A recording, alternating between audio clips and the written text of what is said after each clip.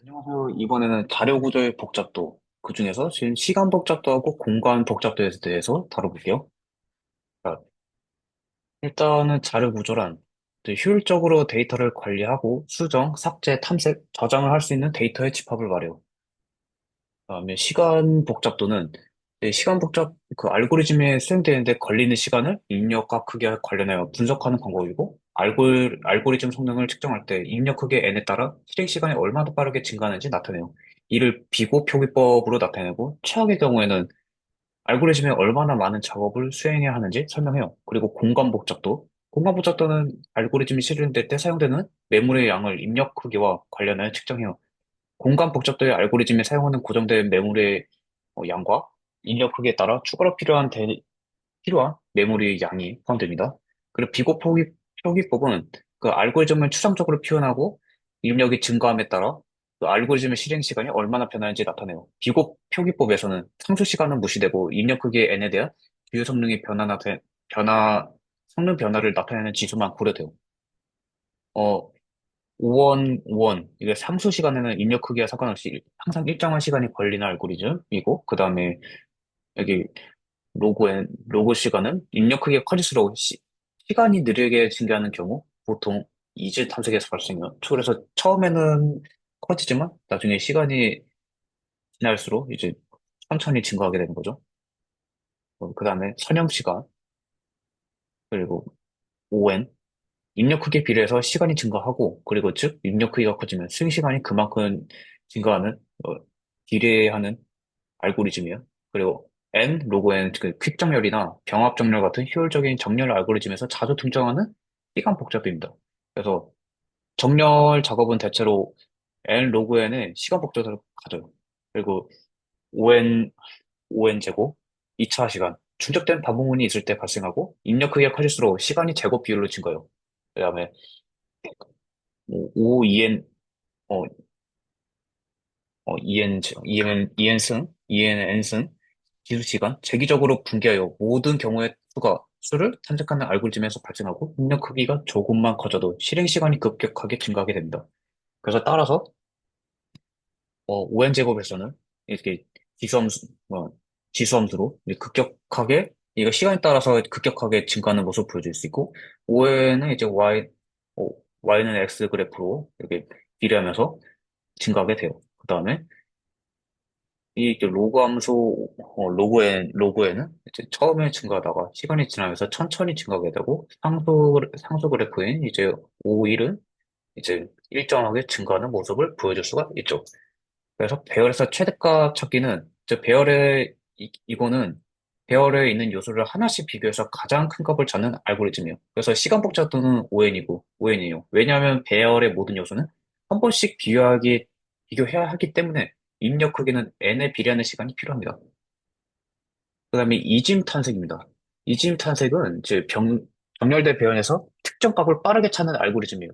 그래서 시간 복잡도는 O 로그 n으로 배열 크기가 커질수록 선형 탐색보다 효율적이에요. 이 코드를 통해 이진 탐색의 작동 공식을 이렇게 설명드리겠어요. 일단은 배열의 중간값을 찾고자 하는 값과 비교하고, 그 다음에 찾고자 하는 값이 중간값보다 크면 배열의 오른쪽 절반에서 다시 탐색을 진행하고, 중간값보다 작으면 왼쪽 절반에서 탐색을 진행해요. 이 과정을 반복하여 범위를 절반씩으로 줄여가면서 값을 찾습니다. 이 코드를 보면은 우선은 이제 이진 탐색은 배열의 좌우를 경계를 설정하고, 좌우를 이렇게 여기 좌우의 경계를 설정하고, 중간 기준으로 탐색을 시작해요.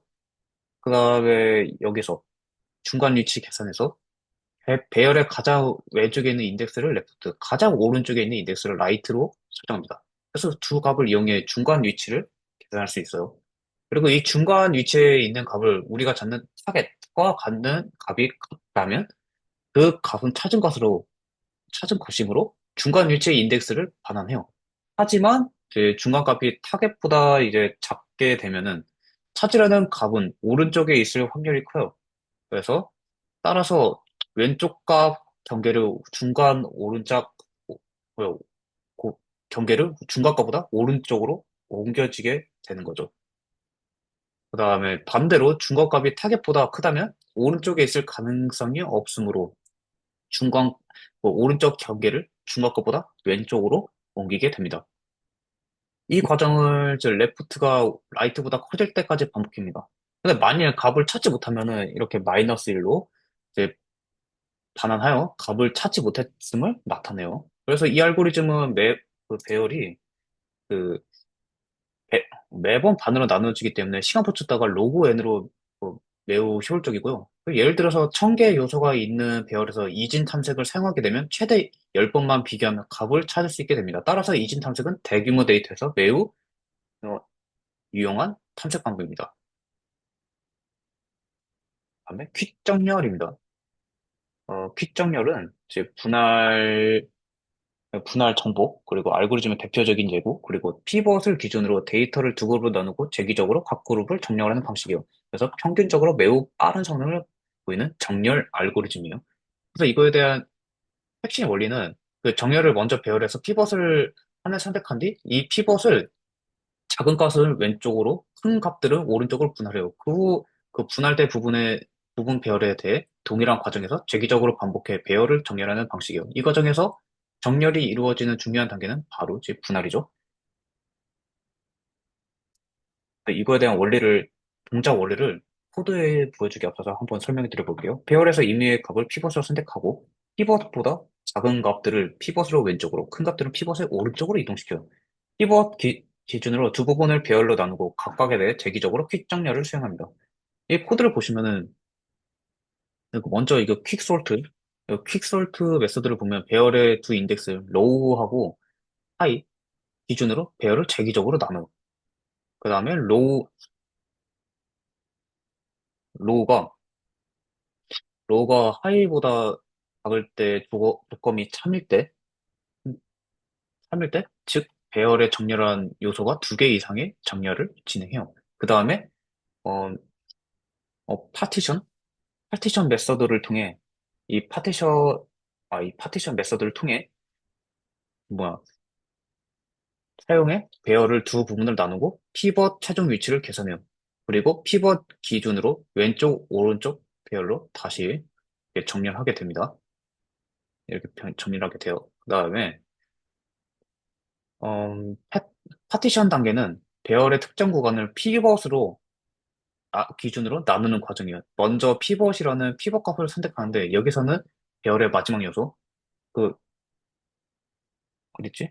어, 하이 여기를 마지막 요소 어, 어레이 하이 지점 하이 부분을 그걸 피벗으로 선택해요. 그 다음에 i라는 경계를 로우 i로 경계를 설정해요. 그 다음에 이는 근데 이게 피벗보다 작은 값들을 모이게 하는 위치거든요.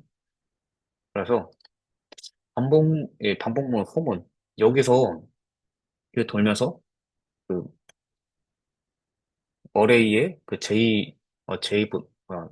어레이 이것보다 피벗보다 작은 경우에 이게 i를 하나씩 증가시키면서 그 해당 요소와 교환을 해요. 그래서 이렇게 작은 값들을 왼쪽으로 이동시키고 마지막으로 피벗을 중간으로 이동시키기 위해 i 플러스 1 위치와 피벗을 교환하고 피벗의 최종 위치를 반환해요. 그 다음에 스와프 메소드. 스와프, 스와프 메소드에서는 이제 두 값을 교환하는 메소드인데 이 두 인덱스를 맞바꾸는 역할을 하게 되죠. 그다음에 그래서 이게 이 퀵정렬은 피벗으로 기준으로 배열을 분할하고 그 과정을 반복해 정렬을 하는 알고리즘이에요. 최악의 경우는 시간 복잡도는 5n 제곱의 이긴 한데 그래도 일반적인 경우에는 5n 로그 n의 시간 복잡도를 가져서 효율적입니다. 그래서 아까 말씀드린 빠른 정렬. 평균적으로 5n, 로그 n 시간 복잡도를 보이고 실전 사용에도 효율적이고 근데 이게 최악의 경우에는 그 5n, 어, 5n 제곱 시간이 걸릴 수도 있긴 한데 근데 이를 방지해서 랜덤 피벗 선택 등 최적화 방법도 이용합니다. 병합 정렬이 있어요. 이게 병합 정렬은 이게 분할 정보 기법을 사용하는 정렬 알고리즘이에요. 아까하고 비슷하죠? 제어를 반으로 나누고 각각 재기적으로 정렬 후 두 배열을 병합하여 전체를 정렬해요. 그래서 이거 어, 공작 원리로 보면은 배열을 더 이상 나눌 수 없을 때까지 절반으로 나누고 나누어진 작은 배열을 정렬한 후 두 배열을 하나로 병합해요. 병합된 배열을 다시 병합하는 과정을 반복하여 최종적으로 정렬된 배열을 만들어요. 이거에 대한 원리를 보시면은 음, 어, 보시면은 병합 정렬 앞에 이거 일단 메서드 머지 솔트 메서드부터 볼게요. 이게 머지 솔트 메서드는 배열의 레프트와 라이트 인덱스를 받고 그 다음에 배열을 계속해서 절반으로 나눠요. 그래서 그 레프트가 라이트보다 작을 때 조건이 참일 때 배열을 나누는데 중간값 이거 MID 미드 기준으로 배열을 두 부분으로 나눠서 각각 정렬해요. 배열이 충분히 나누어진 후에는 머지 메소드를 통해 두 부분을 합병하죠. 그리고 이 과정이 끝나면 배열이 정렬하게 돼요. 그 다음에 보실 거는 이 해당 메서드인데요. 길어가지고 이거 두 개로 나눠놨어요. 근데 이게 먼저 배열은 이게 L과 R의 이 두 개의 부분을 배열을 나누고 각각 정렬된 상태를 가정해요. 그리고 라이트, 뭐야, 레이프트. 레프트는 왼쪽 배열, 라이트는 오른쪽 배열을 나타내요. 그래서 L과 R을 차례대로 비교하면서 더 작은 값을 원본 배열에 다시 저장해요. 그래서 이 과정에서 두 배열이 병합이 됩니다. 모든 요소를 비교한 후 남아있는 요소를 원본 배열에 채우게 되고 이를 통해 두 부분은 병합되고 정렬된 배열이 이렇게 만들어지게 돼요. 그래서 이거를 결론적으로는 병합정렬은 배열을 작은 단위로 나눈 후 나눠진 배열을 차례대로 병합하여 정렬된 결과를 얻어요. 시간 복잡도는 이렇게 ON 로그 N으로 데이터의 크기에 상관없이 안정적인 성능을 어, 보장하고 이거에 대한 장점이 안전 정렬이면서도 일정한 시간 복잡도를 유지할 수 있고 근데 이게 이거의 단점이 추가적으로 배열을 사용해 돼가지고 메모리 사용량이 많을 수가 있다는 게 단점이에요. 아까 말씀대로 안정적인 정렬, 그다음에 일관된 성능. 하지만 모든 요소를 이게 추가적인 배열을 사용해가지고 뭐 메모리 사용량이 더 크죠. 그다음에 버블 정렬입니다. 버블 정렬은 이제 기본적인 아이디어는 이렇게 배열에 인접한 두 요소를 비교하고 필요에 따라 위치를 바꾸는 것을 반복하는 방식이에요. 그래서 이를 통해 가장 큰 값이 배열의 끝을 이동하게 되고 남은 배열에서도 같은 과정을 반복하여 정렬해요. 그래서 버블 정렬. 이거의 평균 시간 복잡도는 5n 제곱인데, 그러나 말 배열이 이미 정렬된 경우 불필요한 연산을 줄이기 위해 최적화도 강해요. 동작 원리를 보시면 첫 번째는 배열의 첫 번째 원소부터 두 원소를 비교하고 큰 값은 오른쪽, 작은 값은 왼쪽으로 이동시키면 마지막 길이 비교를 반복해요. 한 번 반복이 끝나면 가장 큰 값이 배열의 끝에 위치하게 되고 이 과정을 배열이 정렬될 때까지 반복합니다. 그래서 이거에 대한 코드를 보시면 이거는 크게 두 개의 반복문으로 이렇게 나눠져 있어요. 첫 번째 반복문을 이거 보시면은 또 n-1이 각 회차마다 배열의 끝부분에 가장 큰 값으로 이동하게 돼요. 그래서 두 번째 반복문 이거 보시면은 인접한 두 개의 요소를 비교하며 값이 앞의 값이 뒤의 값보다 크면은 위치를 바꾸게 돼요. 그래서 이를 통해 배열을 정렬하는데 끝부분은 이미 정렬된 상태가 반복되어 그 이렇게 n-i-1로 번으로 줄여나가게 돼요. 그 다음에 여기서 주목해야 될 점이 이게 스와프드인데요. 스와프드라는 변수예요. 이 변수는 배열의 요소가 교환되었는지 여부를 추적해요. 만약 한 번도 교환이 일어나지 않았다면 배열이 이미 정렬된 상태임을 의미해요. 그래서 이때 반복문을 종료하여 불필요한 개선을 줄일 수도 있어요. 예를 들어 배열이 이미 정렬된 상태라면 첫 번째 반복이 끝난 후 스와프드가 이렇게 펄스가 되어가지고 더 이상 반복할 필요가 없어 즉시 종료가 되죠.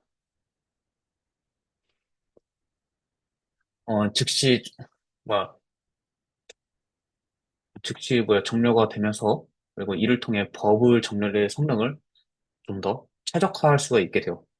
이에 대한 이게 또 보면은 네, 간단한 구현, 비효율성, 비교 기반 정렬, 이렇게 특징으로 볼 수 있는데, 간단한 구현, 버블 정렬은 알고리즘의 동작 방식이 매우 직관적이고 구현하기 쉬워요. 인접한 두 원소를 비교하여 큰 값을 오른쪽으로 이동시키는 방식이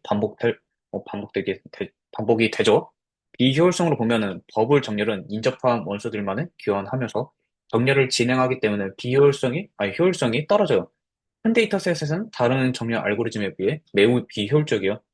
비교 기반 정렬을 보시면은 버블 정렬은 원소들은 비교해요. 정렬하는 비교 기반의 정렬 알고리즘이어서 모든 두 원소를 비교하고 큰 값이 뒤로 이동하도록 정렬해요. 그 다음에 설명할 거는 공간 복잡도입니다. 공간 복잡도는 알고리즘이 실행될 때 사용하는 메모리 양을 입력 크기와 관련하여 측정해요. 공간 복잡도의 알고리즘이 사용하는 고정된 메모리 양과 입력 크기에 따라 추가로 필요한 메모리 양이 포함돼요. 그래서 이거를 보시면은 상수 공간을 사용하는 알고리즘은 입력과 크기와 무관하게 일정한 양의 메모리를 사용해요. 그래서 이렇게 A는 5라는 변수하고 B는 10이라는 변수, 이거를 합한 값을 썸에다가 저장하는, 이렇게 두 개의 변수 값을 저장하고 계산하는 알고리즘.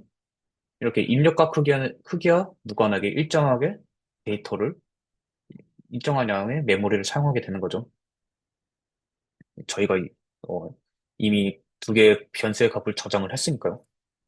그 다음에 볼 것은 재기 함수와 공간 복잡도입니다. 재기 함수는 호출될 때마다 스택에 되기 때문에 대기 호출 깊이에 따라 공간 복잡도가 결정돼요. 그래서 예를 들면 이렇게 뭐 피보나치 수열 보시면 0, 1, 그다음에 보시면 그 다음에 숫자 나올 1, 그 다음에 숫자는 1 플러스 해가지고 2, 그 다음에는 그 더했던 거를 그 전 숫자하고 또 더해가지고 3, 5, 8 이런 식으로 돼서 이제 호출될 때마다 스택이 이렇게 저장하고 그 다음에 또 계산이 되죠. 그래서 피보나치 수열 같은 경우가 재기적으로 구현하면은 호출 스택에 저장되는 함수의 수에 비례해서 메모리를 저장해요.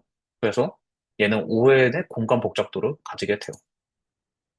그래서 시간 복잡도하고 공간 복잡도의 균형을 보면은 알고리즘을 최적화할 때는 시간 복잡도와 공간 복잡도 사이의 균형을 고려를 해야 되는데, 예를 들어 더 빠른 알고리즘을 구현하기 위해 메모리를 더 많이 사용하는 메모리 시간 트레이드 오프를 선택할 수 있어요. 메모리 시간 트레이드 오프가 뭐냐?